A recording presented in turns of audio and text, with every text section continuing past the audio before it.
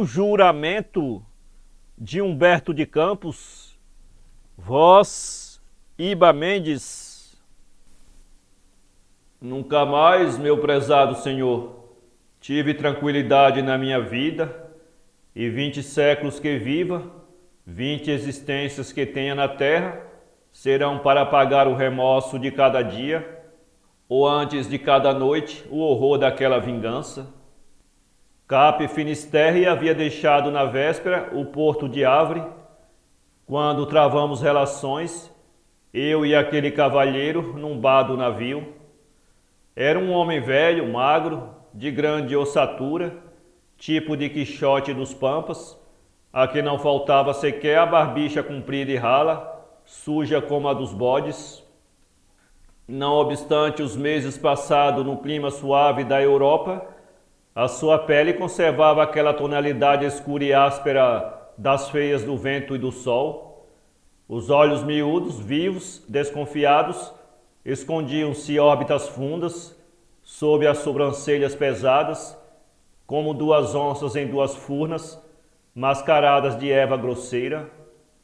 Chamava-se Ramon Gonzales e Gonzales, e era, dizia ele, industrial à margem do rio Bermejo, no extremo norte da Argentina. Possuía ali serrarias de madeira, além de algumas fazendas de gado no sul, onde vivia ultimamente em luta sempre com a natureza bravia. O caso, porém, que me atormenta a vida, meu caro senhor, ocorreu no norte há 30 anos. Eu tinha então 40. A noite estava linda, como em geral as noites de estio ao largo da costa francesa, à entrada do Atlântico. Uma lasca de lua, fina e loura, tomava posse do céu, em nome de Maomé, dando-lhe com as suas estrelas a feição de grande pavilhão turco. Debaixo do bojo do navio subia o ronco fatigado das máquinas, no esforço esclorético das caldeiras, e de quando em quando o ruído fresco de uma vaga arrebentada no costado de ferro e caindo de novo em forma de chuva grossa sobre as espumas de outra onda nascida para morrer. Foi em Corrientes que a conheci, começou o ancião enquanto virava o seu terceiro uísque anti-soda. Filha de um velho amigo meu, era quase menina quando a vi na visita que eu fiz ao pai, meu antigo companheiro de colégio, e ao regressar à Concepção del Bermejo, onde ficavam as minhas propriedades, levava-a nos olhos, na alma, no coração. Chamava-se Consuelo, era cândida e fugitiva como as espumas desse oceano que rebenta lá fora. Tamanha foi, em suma, a impressão que me deixou, que um mês depois eu regressava a Corrientes para pedir-lhe a mão em casamento. Casou? Não, não casei. Consuelo não quis, e o pai, vendo-a há 24 anos mais moça do que eu, ela andava pelos 16, não a contrariou. Conformei-me com isso, mas pedi-lhes que se conservassem os meus amigos, que me não esquecessem, que me olhasse como um parente, que me fosse, enfim, visitar em Concepción, para que não ficasse de tudo aquilo o menor ressentimento. Dentro de mim, porém, rugia o jaguar do egoísmo, o despeito do leão velho, que não pudera devorar como sonhara a coça tenra que vira na campina.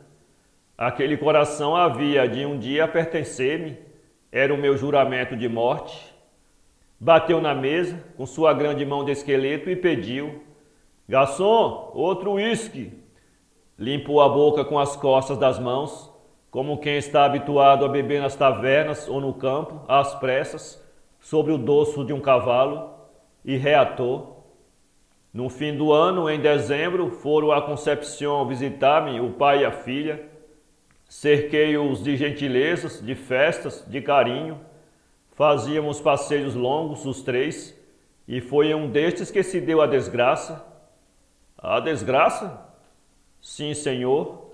Tínhamos planejado uma visita ao Alto Soledade, onde eu havia adquirido uma grande extensão de terras para extração de madeiras. O senhor não conhece o Alto Bermejo? Conhece? Era floresta virgem, soturna, impenetrada. desembarcamos em Guarrija, pequeno porto para exportação de lenha, e entramos pela mata viajando a manhã toda. O senhor não imagina o que são aquelas matas? Eu tenho a impressão de que as selvas do seu Amazonas são assim.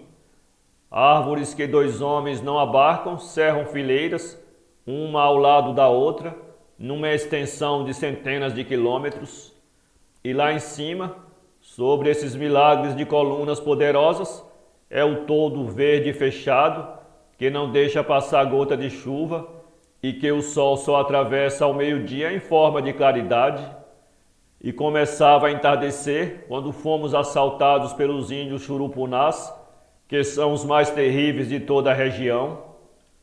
E então foi um infortúnio. Presos, manietados com cipós, fomos conduzidos ao acampamento dos indígenas, 7 léguas diante, mato adentro. E como me recordo ainda dessa travessia pela floresta, tarde toda e depois noite fechada, olhos arregalados de terror, os pulsos arroxeados pelos cipós, Consuelo não tinha uma lágrima e caminhava mais arrastada do que pelos seus próprios pés.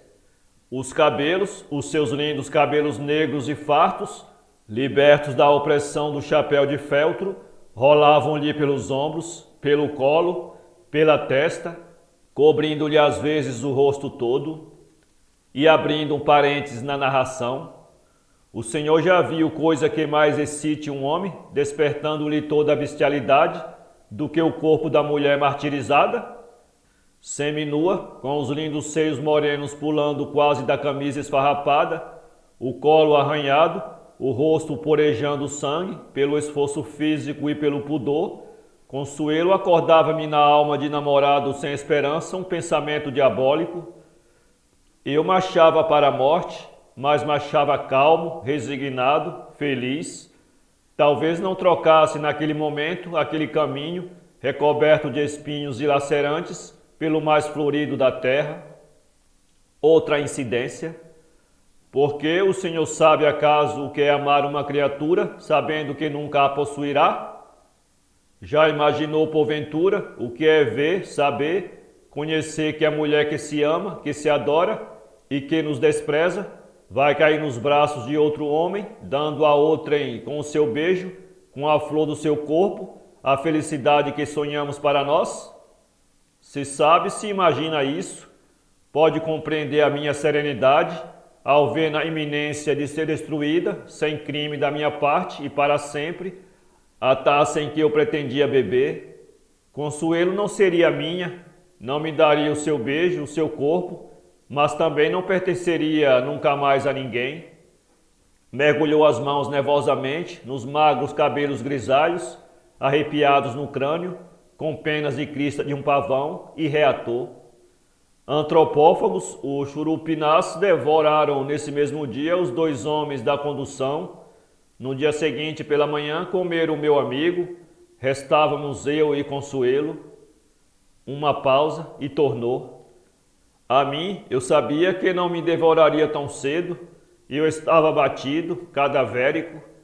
A paixão vinha me devorando há meses secretamente, como o fogo ao algodão. Eu estava quase ossificado, e eu sabia que o índio não come nunca a presa nessas condições.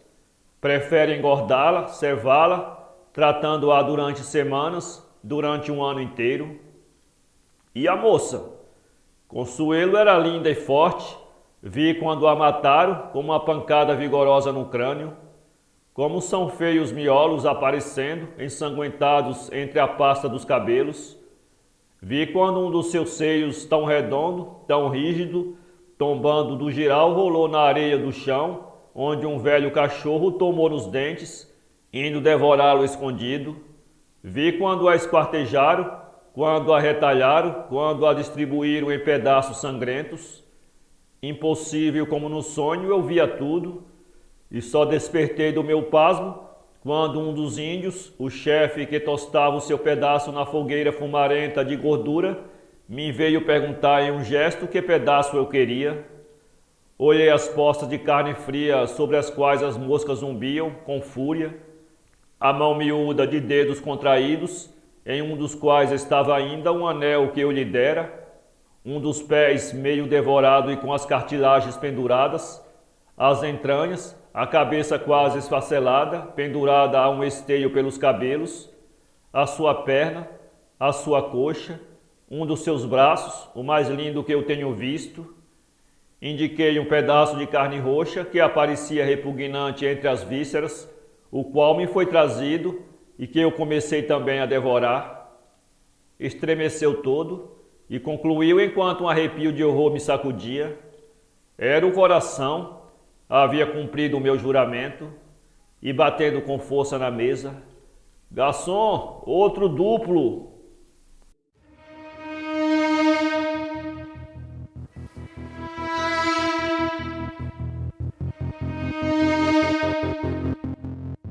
Para ler este conto, acesse www.poeteiro.com